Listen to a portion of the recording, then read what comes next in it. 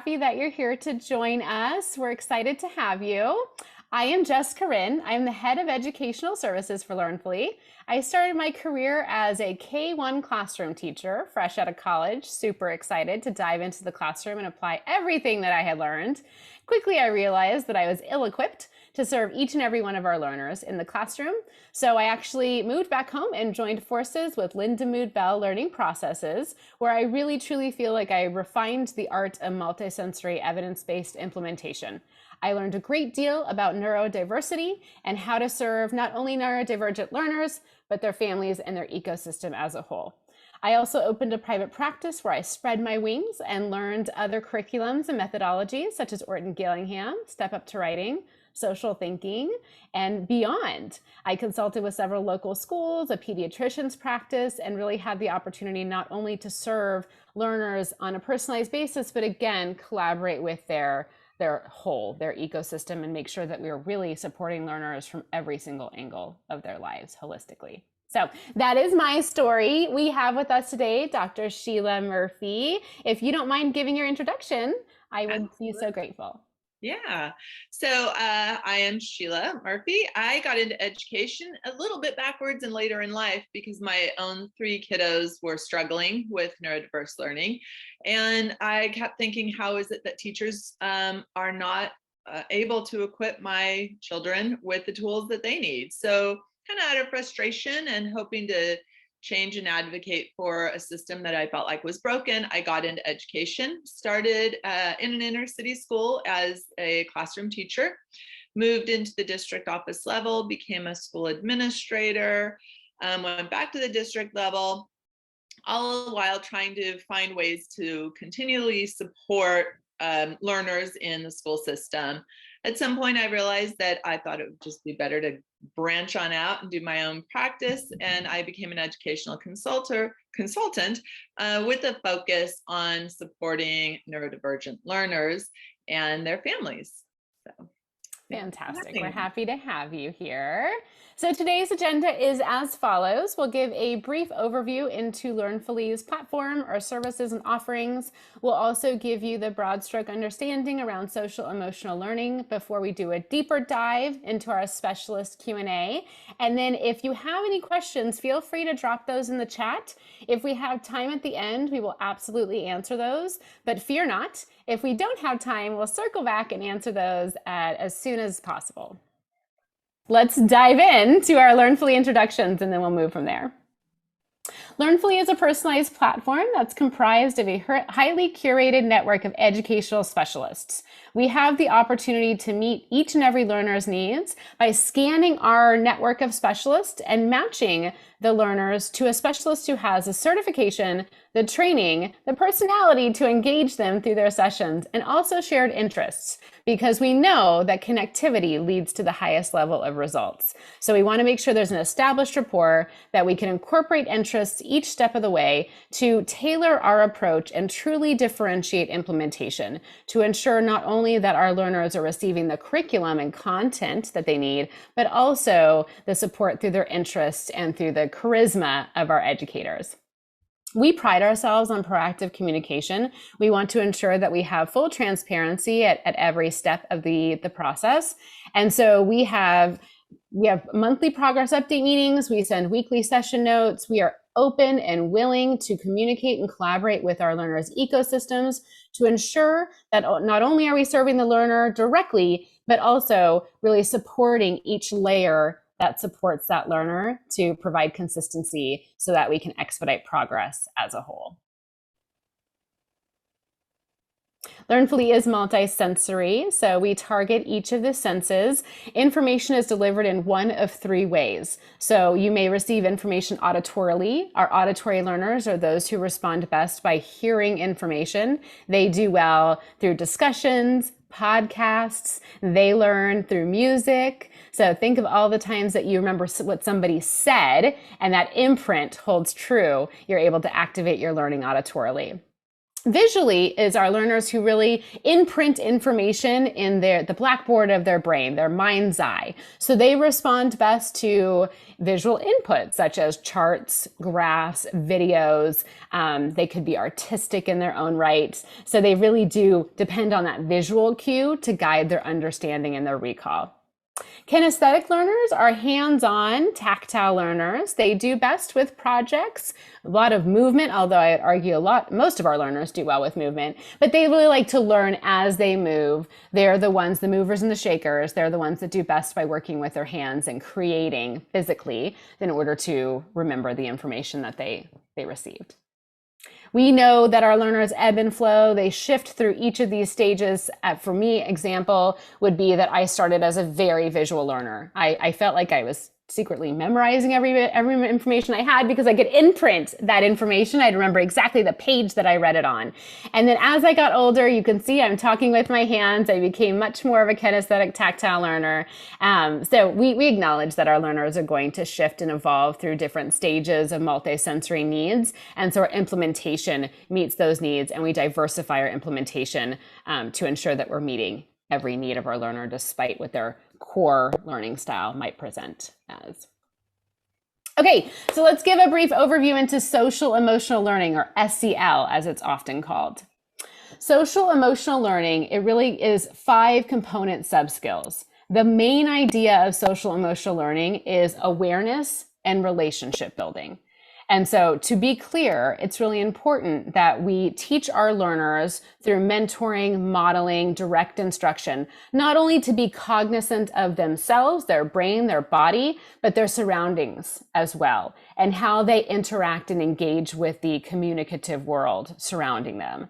So it's about not only building relationships with yourself and your peers, but really being able to think flexibly and think off of any problem that comes their way in a collaborative, proactive, positive way. Now, we know that's not possible for every single problem we face, but we really want to make sure that our learners feel equipped and supported in that. And in fact, we'll go deeper into this through the questions, but in fact, it's really interesting that a lot of research these days say that your kind of indicator of success as an adult is your ability to establish rapport and create relationships, to respond to the response, to problem solve, to collaborate, and not necessarily your academic success or your IQ. So now personality and your ability to have a high EQ or high SEL ability really allows you to thrive and be as open and willing to the opportunities that present themselves as you age. So it's even more important nowadays with everything we're facing to heighten awareness in our community and beyond as to how we can develop the skills within our learners, their families, their ecosystem, to ensure that they know how to regulate, how they can acknowledge their energy and emotional level, how they see themselves and take perspective in the world, and then be able to move proactively and know that they can succeed when faced with a problem, make those responsible decisions, and be able to just, again, respond to the response around them. So again, broad stroke, that's an overview into SEL, but we're going to dive into the questions because Sheila's going to educate us a little bit beyond that overview. We do want to give a brief shout out to SEL Day. LCL Day is actually March 11th, so next Friday. I know if you're not watching this live, it could be a bit outdated, but we celebrate SEL Day every single March. So mark your calendars. We are on a mission really to spread awareness in our community and beyond. We're dedicating a portion of each and every one of our learning sessions to really helping our learners discover, explore, and then activate their own differentiated personalized toolkits. We use several different curriculums. These are our 2 core curriculums in helping our learners really tap into themselves, find what works best for them to regulate, to problem solve, to collaborate, and then develop their own toolkit in a multiplicity of ways. It can take the form of drawings, visual cues. It could just be a 3x5 note card that they write it out on. So whatever works best for our learners is what we want them to lean into. And so by doing that each and every one of our sessions, we're not only spreading awareness in our learners and our learner community, but also making sure in those monthly updates, we're educating our families, we're educating their community to ensure that they'll continue to provide the repetition and consistency so that our learners can feel equipped to face the ever-changing world around them using their personalized differentiated toolkit. All right, Sheila, let's do this. So we're going to dive into a few questions. Again, if you have any questions of your own, feel free to drop those in the chat. But for now, let's kick it off. Sheila, what would you say are some early indicators of social emotional challenges? Yeah, great question. Thanks, Jess. So going back to the kind of five, I like to call them 5 stages really of social emotional learning, because if you think about them on a continuum, self-awareness being number 1. So if you do not have any self-awareness, this could show up in different ways, of students being aggressive, demanding, bossy, egotistical, confrontational. So any of these things that will be an indicator that a student isn't able to manage their own self-awareness. So one of the really wonderful tools that you showed on the previous slide, really helping kiddos to understand, like, how are they feeling in the moment? If they aren't understanding how they're feeling in the moment, these are some things that you'll see, these types of behaviors. Self-management could show up as a child behaving really selfishly or impulsively, really resistant to change, unresponsive or slow. So instead of being impulsive, they're the opposite of impulsive, almost apathetic.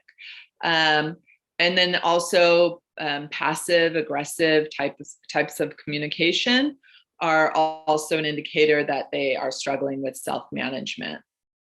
All of these, again, if we look at this in a continuum, are going to affect relationship skills. So if they are not able to have self-awareness and self-management, they're really going to struggle with friendships and building any kind of network of friends outside of, family members.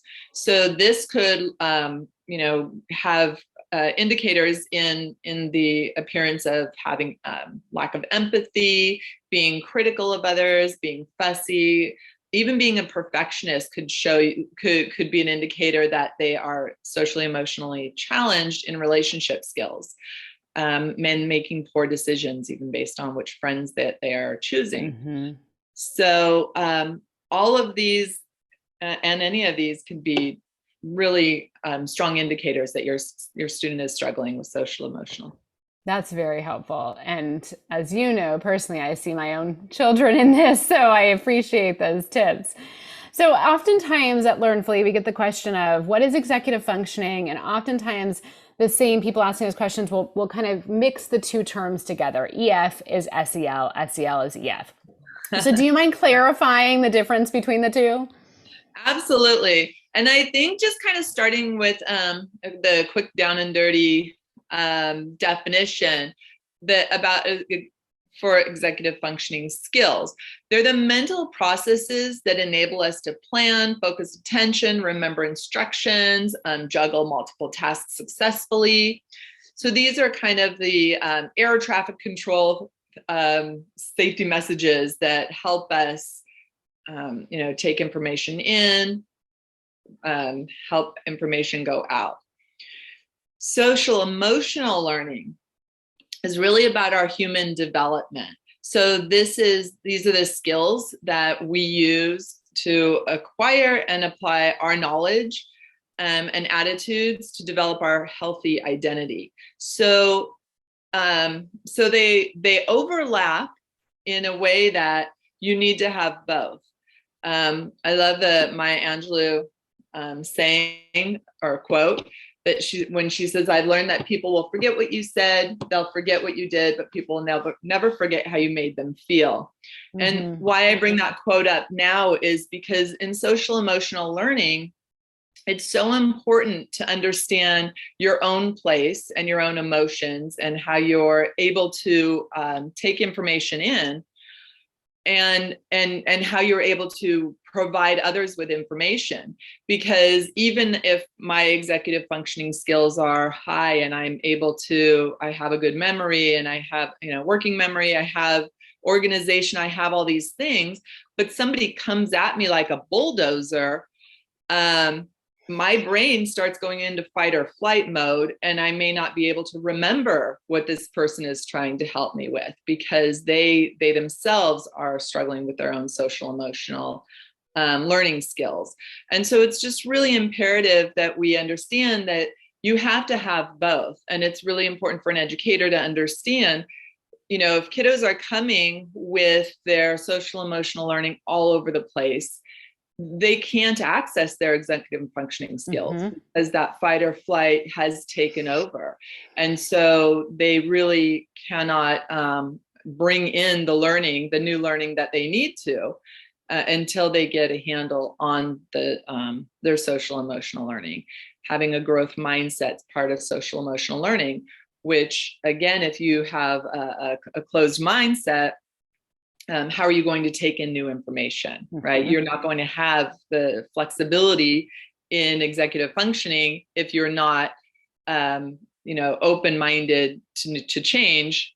And that's part of social emotional learning. So they're completely intertangled, but they are two separate things. That was very well said. I often call it the stress fog.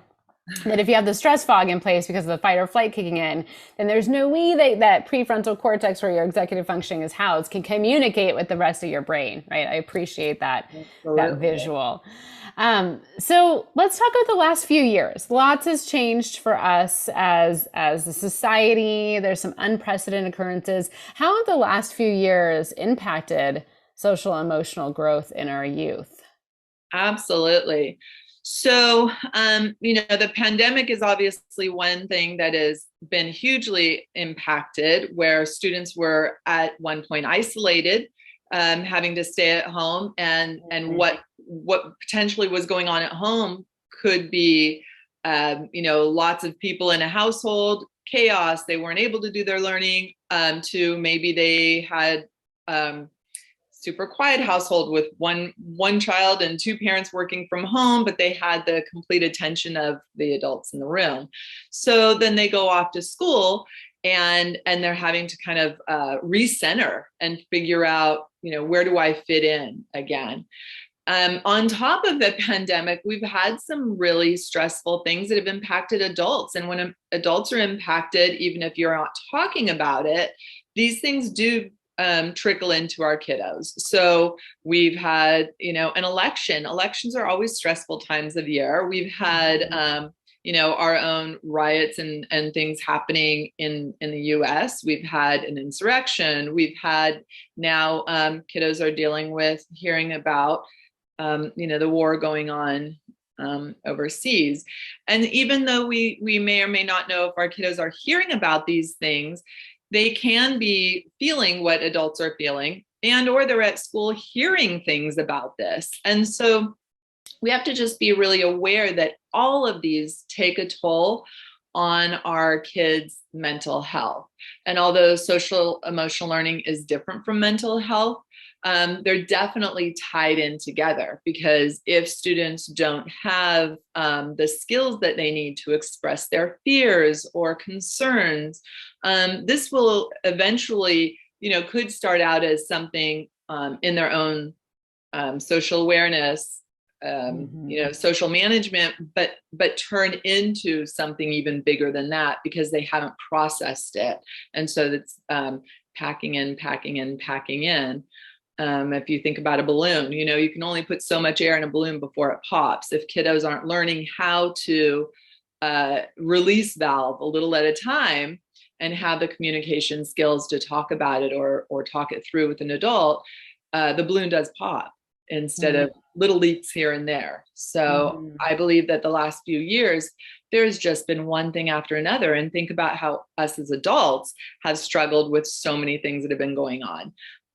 Our kids feel it. And like I said, we don't know everything that goes on in their school and what they hear, and what they've processed. It doesn't necessarily matter of how they hear it or what they hear. It's how they are processing what they've heard, from friends in school, from teachers, in passing, any of those things. So really important. All great points. And I've always believed that my children, I have four, but also learners who I've served can feel your energy. They can read you. I think the kids read you better than adults can read you. So I appreciate you noting that point, that they can feel it even if you're not being as transparent or communicative about it. So all of that said, we've heightened the awareness of our audience. Can you walk us through a few simple strategies that caregivers, educators, even in the classroom, can utilize to support their learners? Yeah, absolutely. Modeling is so important. If you're listening to the radio or on TV, something comes on, or if you've got off the phone and you've had some bad news, talk them through, your own self-awareness of, I'm so frustrated right now with this thing that just happened, or I'm very disappointed, or I'm very afraid, and walk through, what does that look like? How do you as an adult process that? Right now I feel like I could just scream, but instead of screaming, I think I'm going to sit down and count to 10 and think of all the things I'm grateful for. Having strategies that work for you that you can model, I think, is one of the most important things that you could do to support self-awareness and self-management, because really, again, those are the foundational pieces that will help your children build relationships. Because again, all of this is really about working towards successful and positive relationships, ultimately. If you're thinking about friendships, even us as adults sometimes have challenges with some of our friends, and walking them through, somebody said this and really upset me and hurt my feelings. What are some things that you do when that happens to you, and get your child's advice, and talk through strategies that help friendships, because that's really what we want to support them in, good and healthy relationships and friendships. So I think modeling is very important. Also, playing games is really important. There are lots of games that you could play. Somebody's always going to win. Somebody's always going to lose. Talk them through. How did that make you feel? How do you think other people feel when they lose at something? Or how proud you felt when you won. That's great. How can you be a gracious winner and a gracious loser? So those are really important. Talking, just simple car conversations, or, what is something that went wrong today at school? Not, hey, what went right? What went wrong? How did you handle it? Those are really great conversations to turn things around, and not everything has to be perfect. And having a strategy for discussing difficult conversations can be really helpful. I love sneaking it in the car and at the dinner table, because they can't really run. It's a perfect timing to validate that some situations are difficult, and also express from a parental perspective, an adult perspective, like, this is what went wrong in my day, right? Yeah. Modeling and mentoring, as you mentioned. So I love that. Yeah, I think it's a perfect dinner time conversation of, like, what went wrong in your day, and and then teach them to either laugh about it, or what could have been a different ending to that, like, how could it have gone better, or what did you learn from it? And asking those questions, because questioning is one of the biggest tools that you'll ever have as a parent, right? It's not about telling your child, this is what you should have done, or next time, make sure you this. Like, having those coaching conversations of, like, why do you think that happened? What do you think that person replied that way? Or, let's take another perspective. If we were thinking about it through somebody else's eyes or heart, how might that make you look at it differently?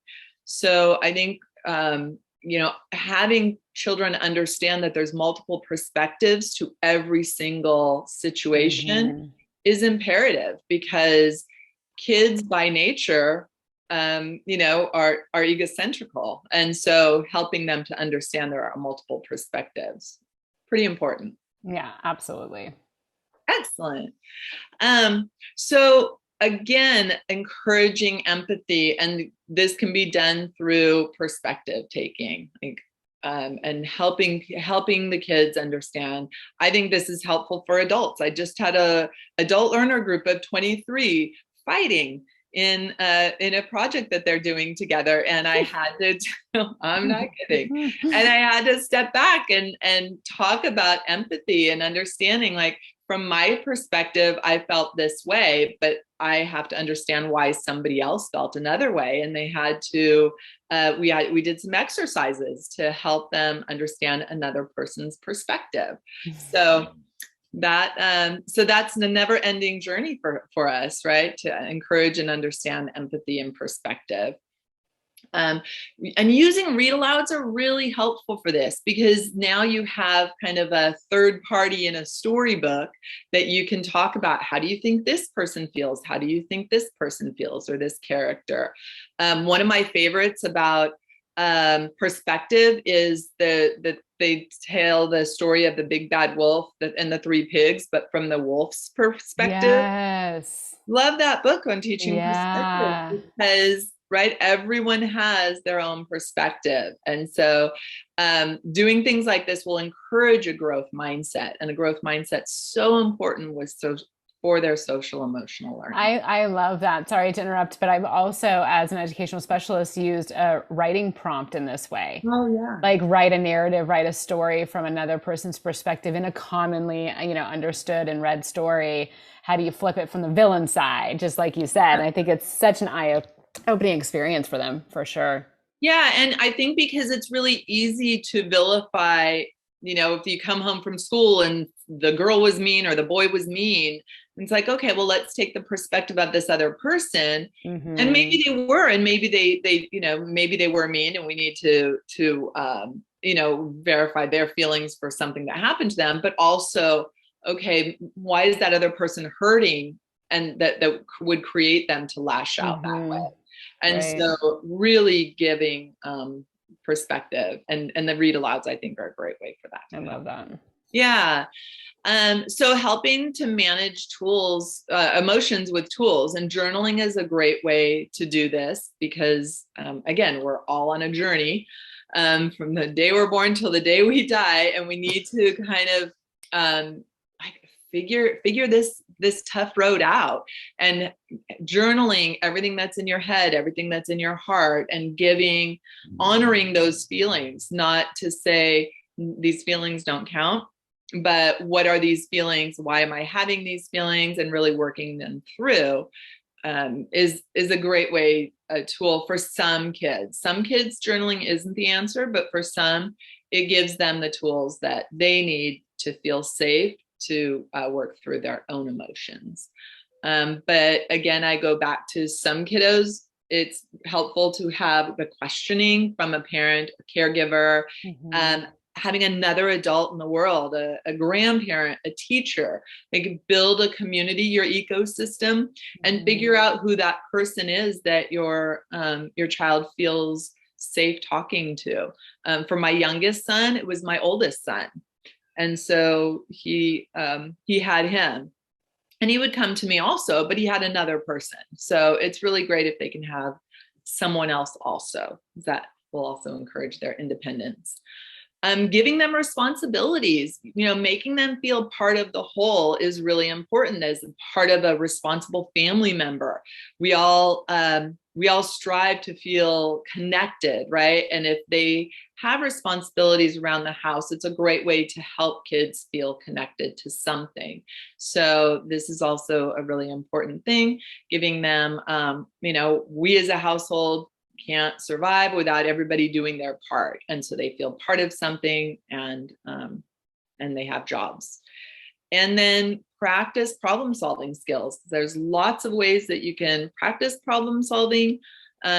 You can do them with real life problems. You can model your own things. I'm having a problem with this. How would you help me solve this? Or if there really is a real life problem, have them support you in figuring out Mm-hmm. what is the solution. So it's not always coming from the adult. It's let's work together to solve these problems and come up with a solution together so that they feel, again, part of a team and not, independent islands, and not connected to anything.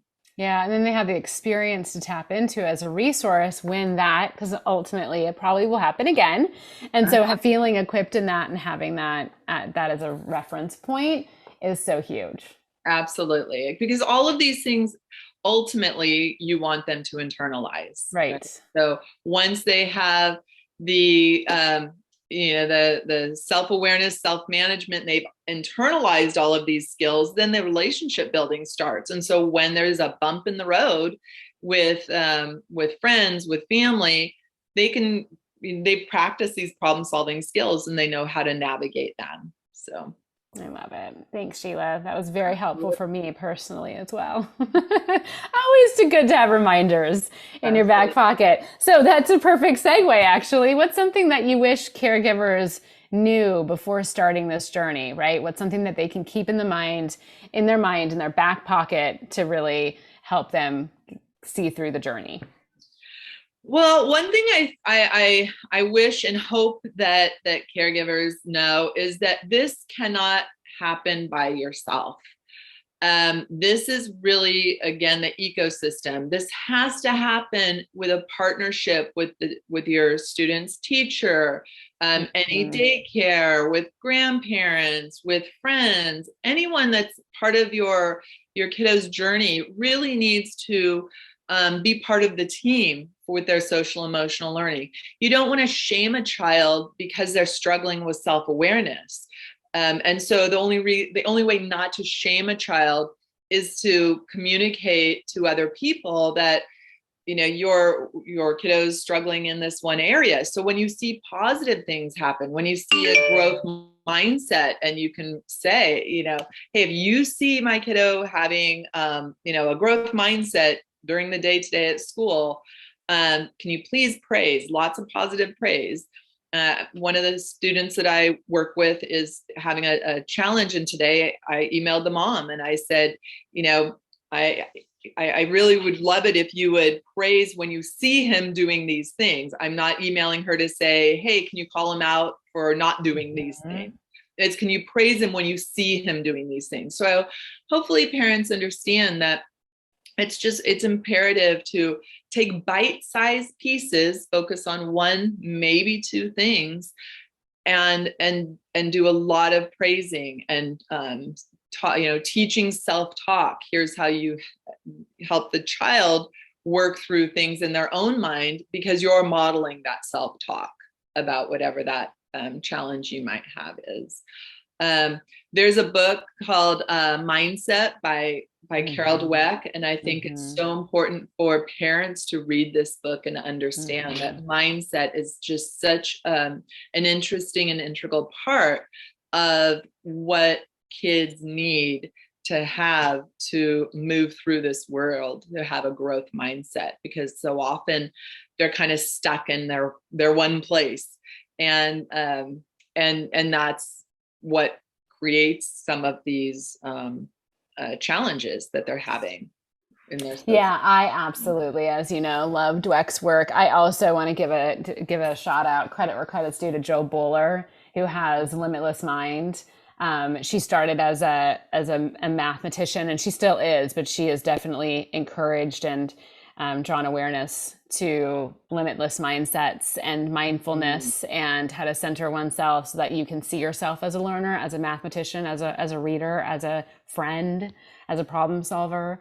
So I appreciate that. I appreciate you saying successive approximations or baby steps can lead to the greater good or the bigger goal, but also consider employing the system around you for consistency and repetition, and also sending the clear message to your learner at home. I just had to do this yesterday on a parent teacher conference, that they're using the same language as I am. Oh my gosh, you're all in it together. Like, it's not just you as parent telling me what to do, but there's value even outside the home in some of these suggestions. So that's brilliantly said. Thank you, Sheila.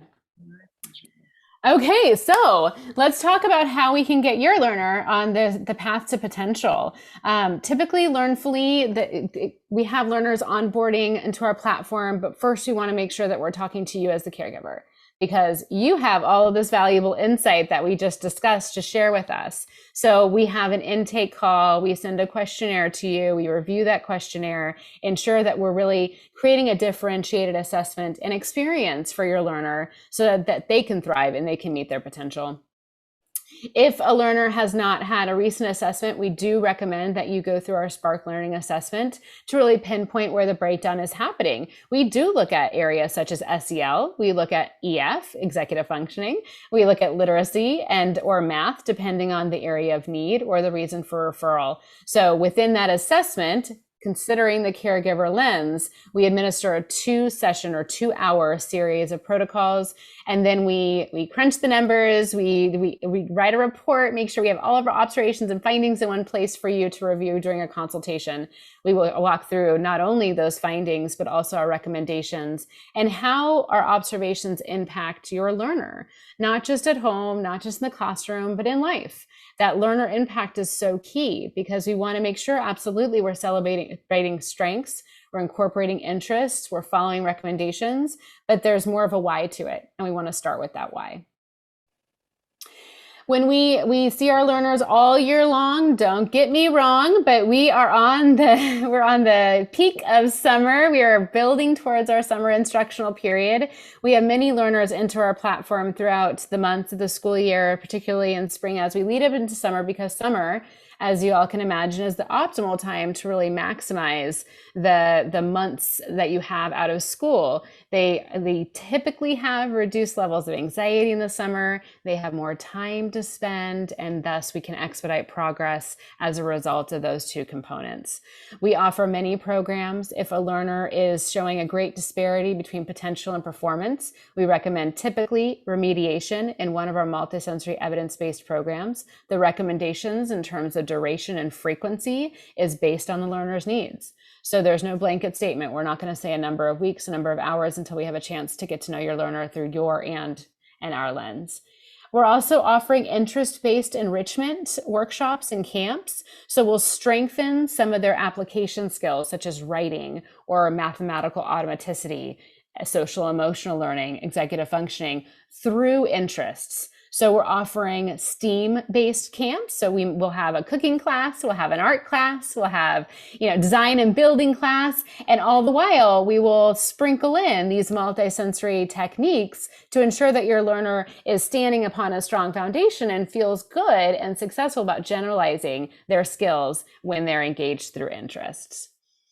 Last but not least, we have a Rise and Shine Summer Boost where we review the prior year's concepts and standards and then preview or front load what's to come in the first few months of the following year. Overarching themes, we get really creative and ensure that not only is their anchored information, but also an opportunity to really walk into the classroom next year with an added sense of bravado and confidence. If you have any questions, I know we ran out of time and I am so sorry. We had such a dynamic, robust discussion that I didn't want to cut it short. So feel free to reach out. We'll circle back with any answers. You can email us, you can call, you can even text us, follow us on socials. We have quite a large content library on our website too. We've written many, Sheila has helped us as well, many blogs on this topic. So feel free to tap into your resources and reach out if you have any questions or need support. Thank you so much, Dr. Sheila Murphy, for joining us. I am forever grateful, and I look forward to hearing from all of you who are able to join us. Thanks so much. Hi, everybody. Bye. Take care.